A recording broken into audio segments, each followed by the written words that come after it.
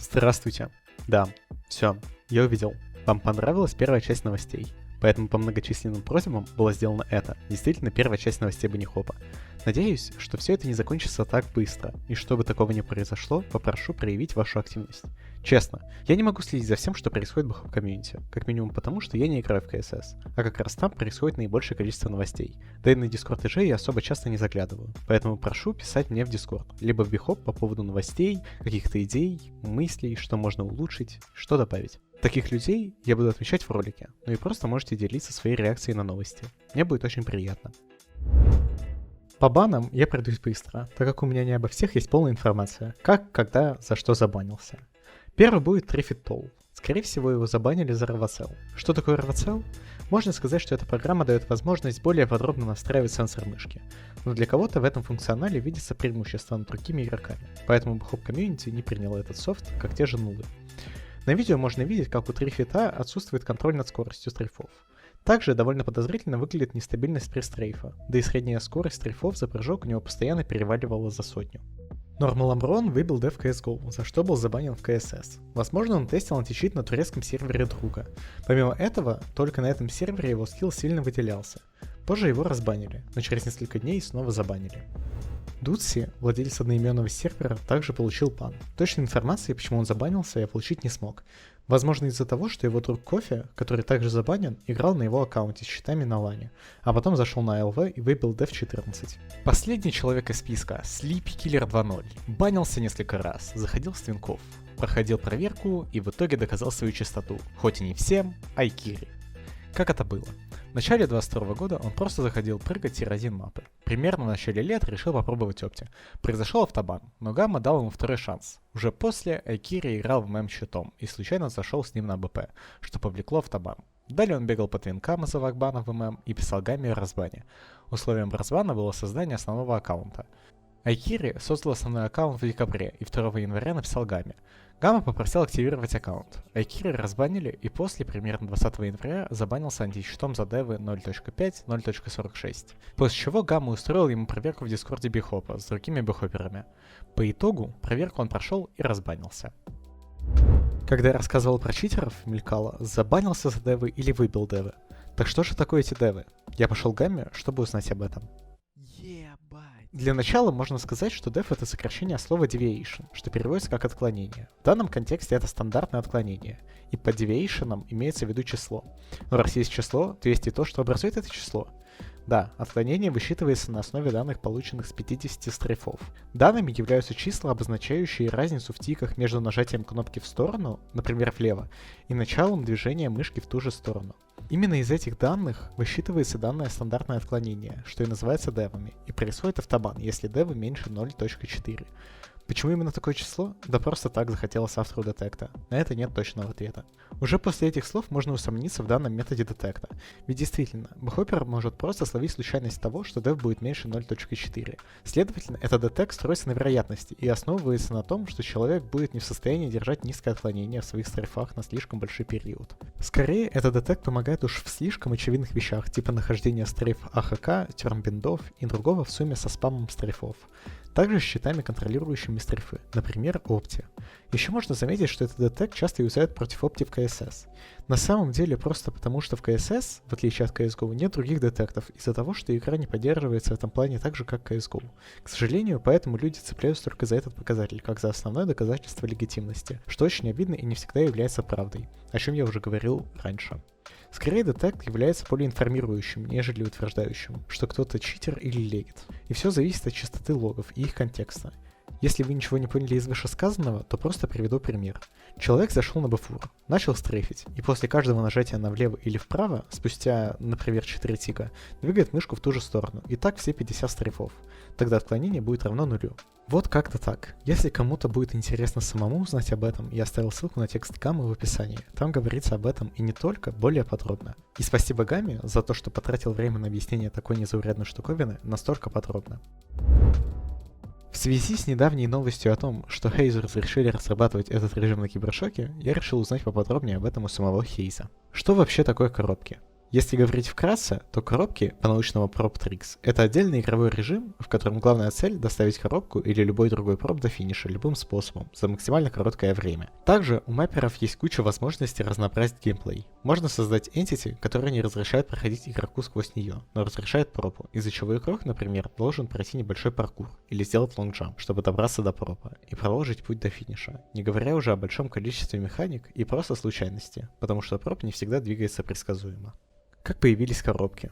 Сама идея появилась в 2021 году. Тогда Хейс, можно сказать, создатель этого режима, занимался серверами CSS и был знаком с одним кодером, Логом, держателем Tricks сервера. Вот как раз он заметил, что игроки, когда заканчивали проходить карту Tricks Adventure, игрались с пропами и пытались поднять на маяк. Релог рассказал об этом Хейзу, Хейс сам решил попробовать. Ему понравилось, и он решил реализовать идею и сделать таймер. Почему примерно полгода назад эта тема так расфорсилась на сервере Бихопа? Как раз в то время Хейс выпустил тестовый сервер по коробкам. Люди делали карты для этого режима. На геймбанане даже есть раздел с этими картами. Я оставлю ссылку в описании, чтобы вы сами могли ознакомиться с творениями WorldSpawn, Плара и Жарда.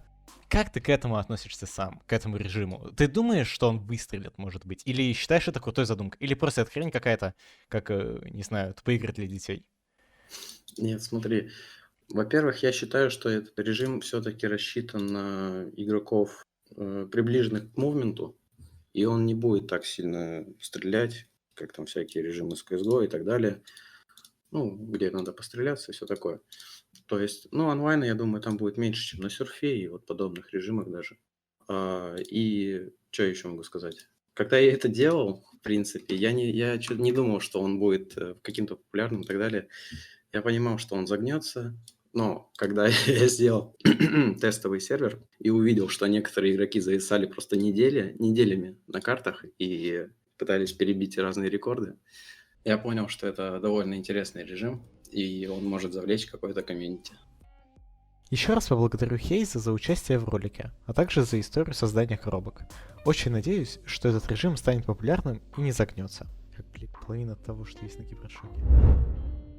Несколько дней назад Starly анонсировал Бихоп ивент. Суть заключается в том, что раз в неделю будет даваться карта на прохождение, которую нужно будет пройти как можно лучше на стилях Normal, HSV, Sideways, VAD Only и Scroll. За прохождение вы будете получать поинты. Например, если вы прошли карту на HSV первым, а рекордов на этой карте 10 и более, то вам зачислится 25 баллов. Места смотрятся в конце недели. Выгоднее всего играть все стили, так как поинты с каждого стиля суммируются. Первая карта — Green Glow.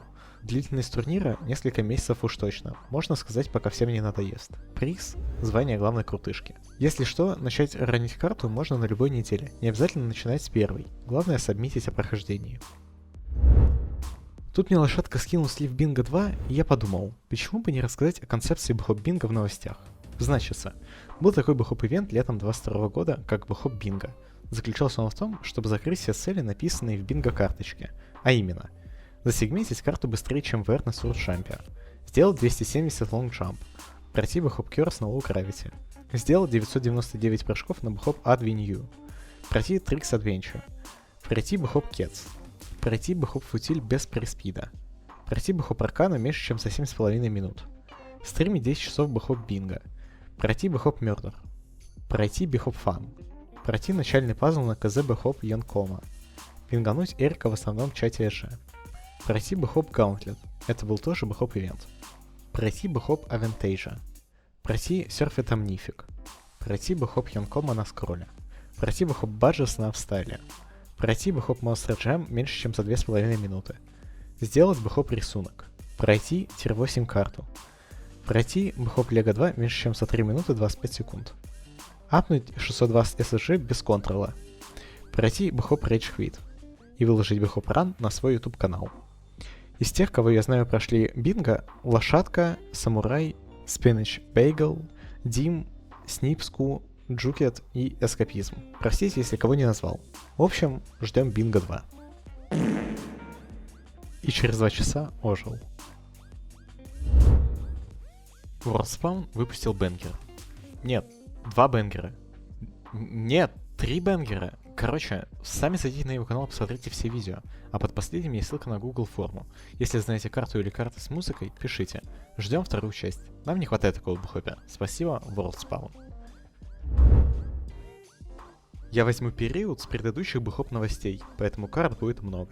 Также я решил не брать порты и фиксы, иначе это бы затянулось на час. Бэхоп Impermanence — карта Аурума для КСС. Мне кажется, он сам идеально написал карту. Карта примерно на 1,5-2 минуты. Мне хотелось сделать карту с рандомными стейджами, так как я был довольно уставшим. Думаю, что карта неплоха. Ранить ее будет затруднительно, хотя я в этом и не уверен. А вот я уверен. Карта получилась очень сумбурной. Может, от этого и появилось разнообразие рутинга, но воспринимать левел-дизайн очень тяжело. Бэхоп Wheat Cat от Кимонока — это короткая карта буквально на полминуты. Просто приятная карта со своим стилем. Есть и в CSS, и в CSGO. Бэхоп Crappy Christmas 2 — это короткая новогодняя CSS карта от Серхефестуса. Имеет довольно непонятный дизайн, а также немного запутанно. Выглядит так, как будто ее делал новичок. Как пишет сам автор, он потратил пару недель, чтобы выпустить карту к Рождеству. Ну, пусть будет. Бэхоп Super и Бэхоп Medium Effort были сделаны длинным мальчиком 77 для CSS. Ну, это просто канцерные мапы. Прохождение каждой из них может занять и полчаса. Сам автор это понимает, хотя пока я делал шоу-кейс этих карт, мне захотелось потратить их на нормале. Это точно что-то да значит. Можете тоже зайти поиграть, но я не гарантирую, что у вас не вытекут глаза, пока вы будете смотреть на комнаты без теней и повторяющиеся текстурки. И да, я специально растягиваю хронометраж, чтобы показать вам шоу-кейсы. Не зря же я потратил час на их сегмент. Бэхоп Verdancy, сделанная Акаю, представляет из себя, как он сам пишет, карту для новичков с 5 стейджами. Звучит довольно мило. Карта в длину примерно на полминуты. Играется приятно, но только для CSGO. И как по мне, это зеленое освещение выглядит ужасно. Бэхоп Holographic Highway от Гудалупа может напомнить вам такую карту, как Rainbow Road. Вроде как бы да, но все же нет. Видна работа над деталями, которые были сделаны в Blender и в Paint. Видны старания автора. Карта выглядит стильно, но и играется довольно приятно, хоть и большое количество ртов не выдумаешь. Также есть два бонуса, первый очень страшный, а со вторым бонусом помогал Аурум, он сделал лейаут. Прохождение карты займет примерно 1,5 минуты. К минусам можно отнести неудобное скачивание карты и, как пишет автор, запускать только на высоких настройках графики, только для CSS. Бэхоп Furomi — стрейф-карта от Суки, посвященная любителю буфура фрейму, проходит за 20 секунд. Есть и в CSS, и в CSGO. Просто карта. Бэхоп Laybon от одноименного маппера, как и Furomi, довольно заурядно. Просто карта. Просто на 20 секунд, только для CSGO. Бэхоп QCP Hollow от Када просто приятная карта на 30 секунд. В некоторых местах темновато. Мне чем-то напомнила карта Arctic Panda, только для CSGO. Бэхоп SP1 Shadow — довольно легкая карта примерно на 2 минуты, может порадовать разными вариантами прохождения одной и той же локации. Достаточно разнообразно в рутинге. Было бы интересно посмотреть на ран этой карты. Карту сделал Spider-Man только для CSGO и только в мастерской Steam. Бэхоп Phobos. Что такое Phobos? Phobos — это одна из лун Марса. А эта карта подразумевается как космическая станция на этом спутнике, с конечной целью забраться на место, откуда будет идеальный вид на будущий дом человечества. Звучит, конечно, неплохо, да и круто, что у карты есть вообще хоть какой-никакой лор. Но от космической станции у этой карты только запутанность. Нет, я не хочу сказать, что карта ужасная, просто чувствуется, что эта карта Смокида. Узкие пространства, лестницы, маленькие блоки, и карта не короткая. Ее прохождение займет от 2,5 минут. Возможно, я слишком предвзят. Возможно, это из-за того, что случилось со мной на этой карте. А случилось следующее. Я сижу глубокой ночью, примерно 3 часа ночи, сегаю карту для шоу-кейса, вдруг слышу уведомление. Сообщение от друга пришло. А у меня еще и музыка играла. Я решила ее выключить, пишу другу и слышу: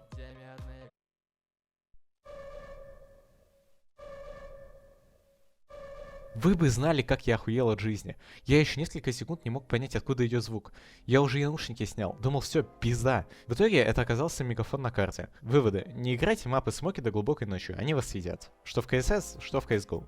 Бэхоп Flat Corp. Первая карта Астры для CSS. Просто короткая карта на 20 секунд с бонусом. Видимо, автор карты вдохновлялся Амазоном. Бэхоп Space Lego. Карта на 20 секунд от 2 икса Темная дорога 163 для CSS. Состоит из 5 стейджей, на каждом из которых есть блоки с текстуркой Лего и Skybox космоса. Бэхоп Newcore, сделанная GG Smago, очень приятная. Ты просто прыгаешь по большим блокам, иногда бустишься, иногда серфишь, и так на протяжении 1,5 минут. И только в CSS. Я не знаю, что еще писать. Ладно, осталось немного. Короче, а не карта. Мне понравилось. Бэхоп Dodo Pizza, сделанная WorldSpawn, настолько же бенгерная, как и его витики. Что может быть лучше Dodo Pizza, в которой ты, маленькая крыска, можешь бегать по всему ресторану и искать свой способ попасть на пиццу к покупателю. 10 из 10. Ждем всей семьей в CSGO. Бэхоп Дверь. Ну, это карта, в которой, типа, дверь медленно открывается от прикасания к ней, а потом, как бы, быстро закрывается, и так, типа, очень-очень много раз. Я надеюсь, вы уже насладились этой картой. Вот и закончились вторые Бихоп новости. Опять же повторю, я очень прошу все Бихоп комьюнити помогать мне в поиске информации, иначе видео будут выходить раз в полгода. Серьезно. Допустим, это видео. Вроде бы по времени оно не сильно отличается от первого, но работа была проделана как минимум раз в 5 больше по сравнению с предыдущими новостями. Ладно, не буду жаловаться. Всем спасибо.